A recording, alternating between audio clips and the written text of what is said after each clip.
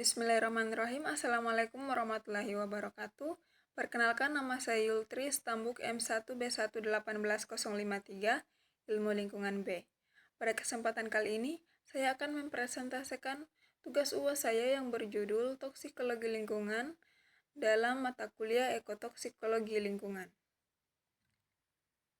Baik, langsung saja. Toksikologi lingkungan adalah sesuatu yang mempelajari proses degradasi zat kimia, perubahan kimia yang dialami oleh toksikan di lingkungan serta transport zat kimia tersebut dari suatu tempat ke tempat yang lain. Selanjutnya, pencemaran lingkungan. Menurut Undang-Undang Nomor 23 Tahun 1997 tentang pengelolaan lingkungan hidup, yang dimaksud dengan pencemaran lingkungan hidup adalah masuknya atau dimasukkannya makhluk hidup, zat, energi, dan atau komponen lain ke dalam lingkungan hidup oleh kegiatan manusia sehingga kualitasnya turun sampai ke tingkat tertentu yang menyebabkan lingkungan hidup tidak dapat berfungsi sesuai dengan keberuntukannya. Pencemaran terjadi pada saat senyawa-senyawa yang dihasilkan dari kegiatan manusia yang dilepas di lingkungan, yang menyebabkan perubahan yang buruk terhadap kekhasan fisik, kimia, biologis, dan estis. Sifat alamiah lingkungan. Yang pertama, secara alami terdapat berbagai macam senyawa di alam yang berpotensi mempunyai efek toksik. Yang kedua yaitu sebagian besar masalah pencemaran udara berhubungan dengan oksidasi nitrogen dan nitrogen dioksida. Biasanya timbul akibat dari radiasi ultraviolet dari sinar matahari yang dapat menyebabkan mereka bereaksi dengan gas hidrokarbon atau HC di udara. Akan berinteraksi satu sama lainnya menghasilkan senyawa peroksilsil nitrat yang mempunyai toksitas jauh lebih tinggi dari zat prekursornya. Selanjutnya yaitu interaksi antara toksikan yang terdapat di alam mungkin terjadi, seperti efek argonis, akan muncul apabila toksikan tersebut memiliki efek yang sinergis.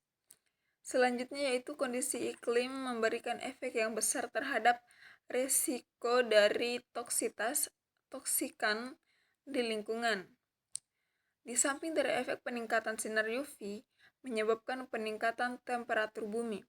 Dan sesuai dengan sifat alami lingkungan, dengan meningkatnya temperatur akan mengakibatkan penurunan kadar oksigen di dalam air alam, air danau. Dengan demikian, akan menyebabkan kematian ikan dan membuat ikan-ikan yang tadinya sangat tahan terhadap lingkungan menjadi tambah rentan akibat perubahan lingkungan tersebut.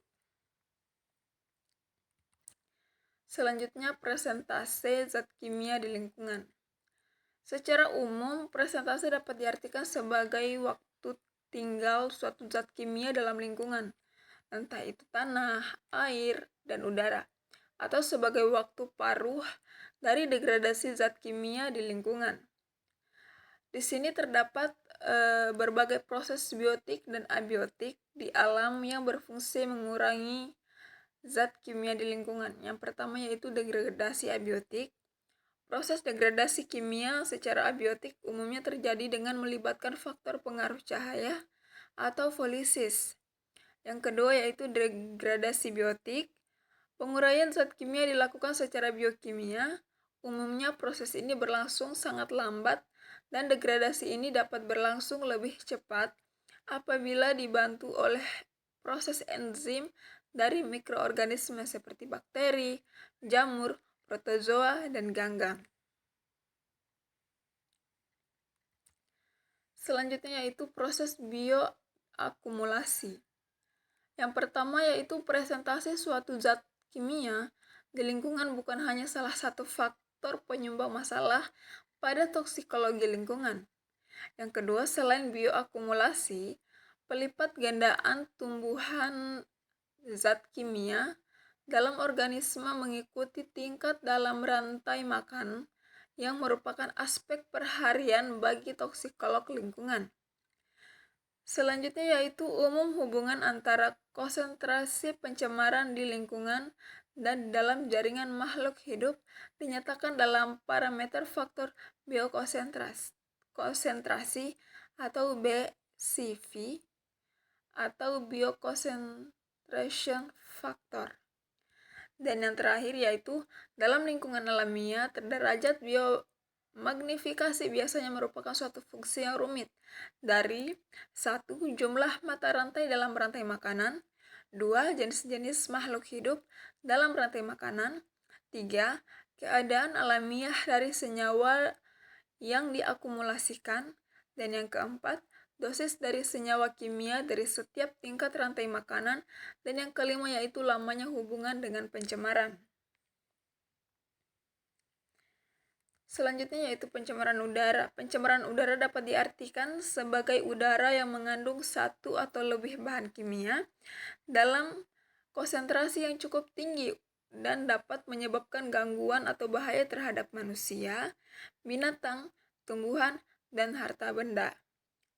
Polutan udara dapat dikelompokkan dalam dua kelompok. Yang pertama yaitu kelompok primer dan kelompok sekunder.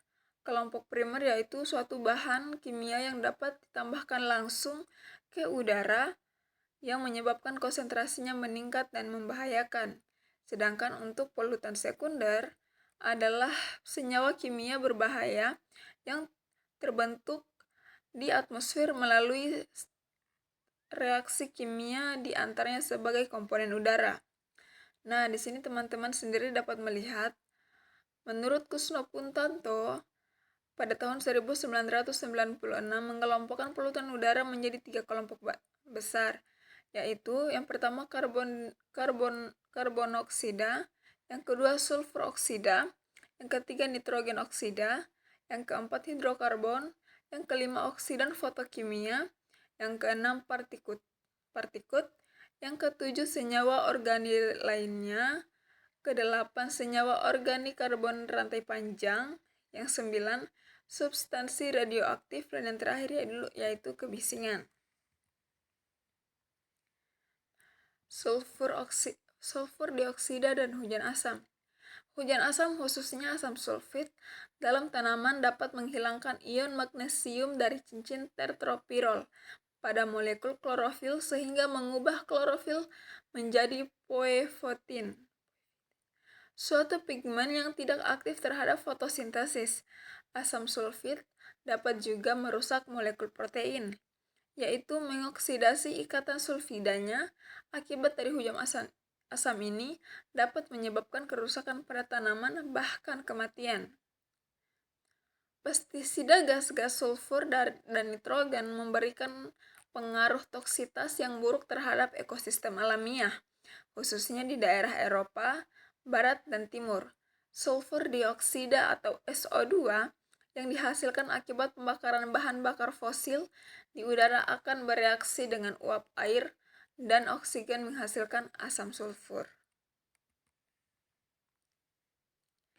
Selanjutnya yaitu polusi udara dan kesehatannya. Polusi udara dapat memberi gangguan pada kesehatan dari iritasi mata dan sakit kepala sampai asma, bronkitis, emfisema, dan kanker paru-paru. Efek dari polusi udara dapat dibagi menjadi 4 kelompok. Yang pertama, efek jangka pendek atau akut terhadap saluran pernapasan. Yang kedua, efek jangka panjang atau kronik terhadap saluran pernapasan. Yang ketiga, kanker paru-paru. Dan yang keempat yaitu efek terhadap bukan saluran pernapasan.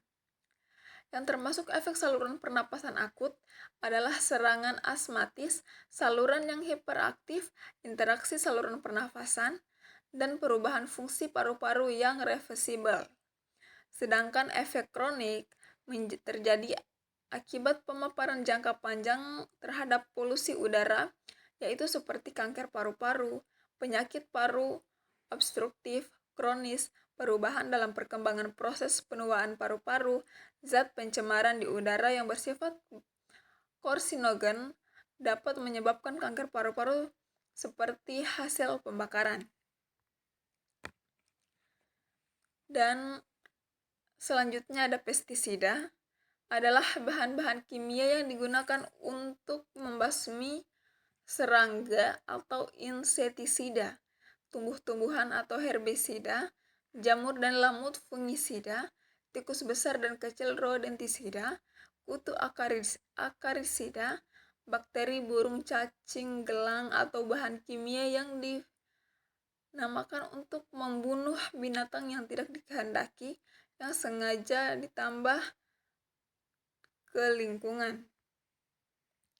Dampak lingkungan penggunaan pestisida berkaitan dengan sifat mendasar yang penting terhadap aktivitasnya sebagai pestisidanya, yaitu yang pertama, pestisida cukup beracun untuk mempengaruhi seluruh kelompok taksonomi biota, termasuk makhluk bukan sasaran, sampai batas tertentu tergantung pada faktor fisiologis dan ekologis.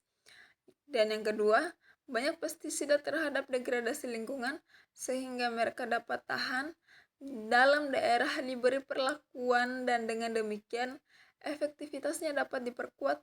Namun sebaliknya, sifat ini juga memberikan pengaruh jangka panjang dalam ekosistem alamiah. Baik, mungkin itu saja kesimpulan daripada materi ini, yaitu toksikologi adalah suatu studi yang mempelajari efek dari bahan polutan terhadap kehidupan dan pengaruhnya terhadap ekosistem yang digunakan untuk mengevaluasi kaitan antara manusia dengan polutan yang ada di lingkungan. Contohnya itu seperti pencemaran yang biasanya terjadi karena senyawa-senyawa yang dihasilkan dari kegiatan manusia yang dilepas ke lingkungan, yang dimana akan menyebabkan perubahan terhadap fisik, kimia, biologis, dan estetisnya. Mungkin itu saja yang dapat saya sampaikan. Terima kasih. Wassalamualaikum warahmatullahi wabarakatuh.